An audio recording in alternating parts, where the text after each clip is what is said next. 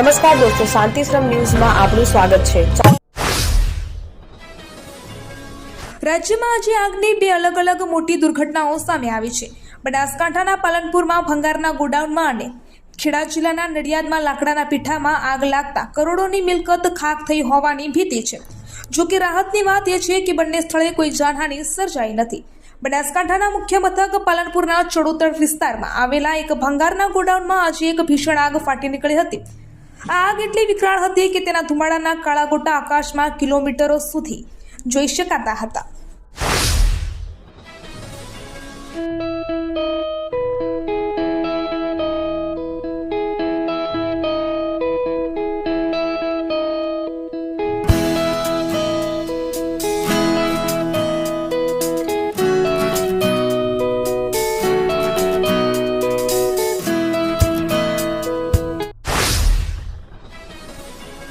બનાસકાંઠા જિલ્લામાં ગરમીનો પારો સતત ઊંચકાઈ રહ્યો છે, જેની સીધી અસર લોકોના આરોગ્ય પર જોવા મળી રહી છે।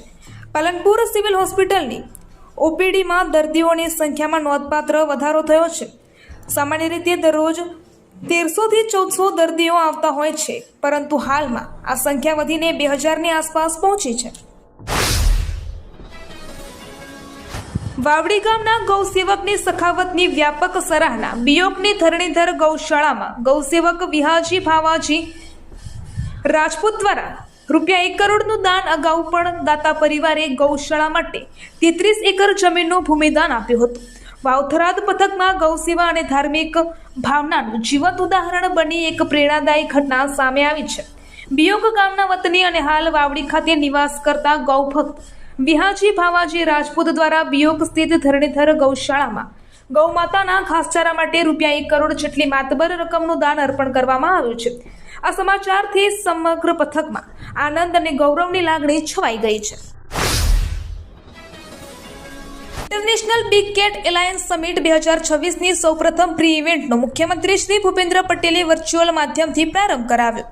મુખ્યમંત્રીશ્રીએ ભારત સરકારના પર્યાવરણ અને જળવાયુ પરિવર્તન મંત્રાલય દ્વારા IBCA સમિટ ભારત 2026ના પૂર્વાર્ધ રૂપે સાસણગીરમાં યોજાઈ રહેલી સૌપ્રથમ પ્રી ઇવેન્ટ ઓનલાઈન કન્ઝર્વેશનનો ગાંધીનગરથી વર્ચ્યુઅલ માધ્યમથી પ્રારંભ કરાવ્યો હતો। કેન્દ્રીય વન પર્યાવરણ મંત્રી શ્રી ભૂપેન્દ્ર યાદવ, રાજ્યના વન મંત્રી શ્રી અર્જુનભાઈ મોઢવાડિયા, રાજ્યમંત્રી શ્રી પ્રવીણકુમાર માળી તથા આ ઇવેન્ટમાં સાસણગીર ખાતે પ્રત્યક્ષ સહભાગી બન્યા હતા। વડાપ્રધાન શ્રી નરેન્દ્રભાઈ મોદીની પ્રેરણાથી આગામી 1 અને 2 જૂનના દિવસે નવી દિલ્હીમાં ઇન્ટરનેશનલ બિગ કેટ એલાયન્સની પ્રથમ સમિટ યોજાશે। આ સમિટની પ્રી ઇવેન્ટ દેશના વિવિધ રાજ્યોમાં અલગ અલગ થીમ સાથે યોજાવાની છે। તદનુસાર સાસણગીરમાં સિંહ, ભોપાલમાં ચિત્તા, ભુવનેશ્વરમાં દીપડા અને ગેંગટોકમાં સ્નો લેપર્ડ અને મહારાષ્ટ્રમાં ચંદપુરમાં વાઘ સંરક્ષણ અંગેની ઇવેન્ટ યોજાશે। ગુજરાતમાં ઓફિસોમાં હવે ગમે ત્યારે વર્ક ફ્રોમ હોમની જાહેરાત થઈ શકે છે। ગુજરાત સચિવાલય ફેડરેશને સીએમને પત્ર લખ્યો છે। સરકારમાં ચર્ચા વિચારણા શરૂ। પેટ્રોલ ડીઝલની અછત માટે દિલ્હી સહિત કેટલાક રાજ્યોમાં ઓફિસોમાં વર્ક ફ્રોમ હોમની શરૂઆત કરવામાં આવી છે, ત્યારે ગુજરાતમાં પણ ઓફિસોમાં વર્ક ફ્રોમ હોમની જાહેરાત થઈ શકે છે।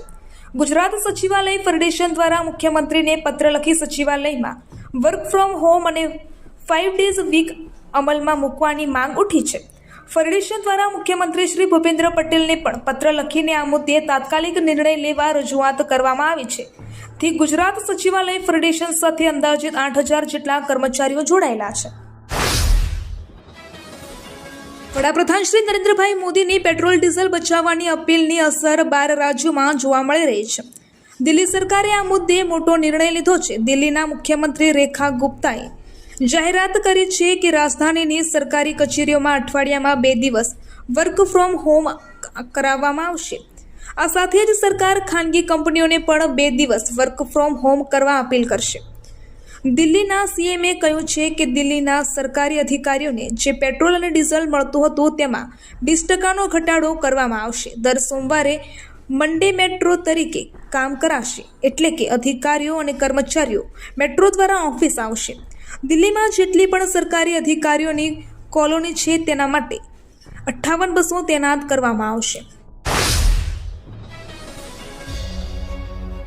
ઉત્તર ગુજરાતનો એકમાત્ર multi city mall happy mall જે આવેલ છે જિલ્લાના વેપારી મથકો દિયોદર, ભાભર, રાધનપુર, વરાહી અને થરાદમાં, જ્યાં મળશે આપને વ્યાજબી દરે જીવન જરૂરિયાતની તમામ વસ્તુઓ તેમજ કપડાં, ગિફ્ટ આર્ટિકલ, પ્લાસ્ટિકની તમામ સામગ્રી, ક્રોકરી અને બીજું ઘણું બધું વધારે. તો આજે જ આવો હેપી મોલ અને કરો ખરીદી તમારી મનગમતી વસ્તુઓની.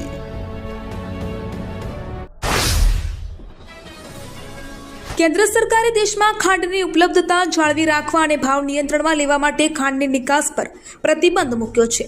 વાણિજ્ય અને ઉદ્યોગ મંત્રાલયના નોટિફિકેશન અનુસાર આ પ્રતિબંધ 13 મેથી અમલમાં આવ્યો છે અને 30 સપ્ટેમ્બર 2026 સુધી અથવા આગામી આદેશો ન થાય ત્યાં સુધી લાગુ રહેશે. ડાયરેક્ટોરેટ જનરલ ઓફ ફોરેન ટ્રેડે સ્પષ્ટતા કરી છે કે રો શુગર, વ્હાઇટ શુગર અને રિફાઇન્ડ શુગર સહિત તમામ પ્રકારની ખાંડની નિકાસ નીતિઓમાં ફેરફાર કરાયો છે. અગાઉ ખાંડ રિસ્ટ્રિક્ટેડ શ્રેણીમાં હતી, જેને હવે પ્રોહિબિટેડ શ્રેણીમાં મૂકવામાં આવી છે. આનો અર્થ છે કે સરકારની વિશેષ પરવાનગી વિના ખાંડની નિકાસ કરી શકાશે નહીં. સુરત શહેરમાં પેટ્રોલ અને ડીઝલ સપ્લાય કરનાર કંપનીઓની આંતરિક સપ્લાય ચેનમાં થોડી અડચણ આવવાને કારણે કેટલાક પંપ પર ઈંધણ સાંજ સુધીમાં પૂર્ણ થઈ જવાની સ્થિતિ સર્જાઈ રહી છે. જો કે આ કોઈ મોટી અછત નથી, પરંતુ વિતરણ વ્યવસ્થામાં આવેલા ફેરફાર છે. South Gujarat petroleum diesel association દ્વારા જિલ્લા પુરવઠા અધિકારીને રજૂઆત કરવામાં આવી છે કે સપ્લાય ચેનને ફરીથી વેગવાન બનાવવામાં આવે, જેથી લોકોને કોઈ મુશ્કેલી ન પડે. ગુજરાતમાં આગ ઝરતી ગરમી પડી રહી છે. હવામાન વિભાગે આગામી 48 કલાક માટે હીટ વેવ સંભાવના વ્યક્ત કરી છે. 13 મે ને બુધવારે 44.1 ડિગ્રી સાથે અમદાવાદ રાજ્યનું સૌથી ગરમ શહેર નોંધાઈ રહ્યું છે, જ્યારે સુરતમાં એક જ દિવસમાં તાપમાનમાં 8 ડિગ્રીનો ઘટાડો જોવા મળ્યો હતો. રાજ્યના 10 શહેરોનું તાપમાન 42 ડિગ્રીથી વધુ નોંધાયું હતું. ક્યાંક તાપમાનમાં 2 થી 3 ડિગ્રીનો વધારો છે, તો ક્યાંક ઘટાડો જોવા મળી રહ્યો છે. રાજ્યકક્ષાના મંત્રી સ્વરૂપજી ઠાકોરના હસ્તે મોરવાડા લીંબાળા ખાતે આરોગ્ય કેન્દ્રના નવા મકાનનું ભૂમિપૂજન. ગ્રામ વિકાસની નવી દિશા. સ્વસ્થ સમાજ જ સમૃદ્ધ સમાજનો આધાર છે. આરોગ્યની સુવિધા દરેક ગામ સુધી પહોંચે એ જ સાચો વિકાસ છે. આ યુક્તિને સાકાર કરતી એક મહત્વપૂર્ણ પહેલ હેઠળ આજે રાજ્ય કક્ષાના મંત્રી સ્વરૂપજી ઠાકોરના હસ્તે મોરવાડા અને લીંબાળા પ્રાથમિક આરોગ્ય કેન્દ્રના નવા મકાન બાંધકામ માટે ભૂમિપૂજન કરવામાં આવ્યું હતું.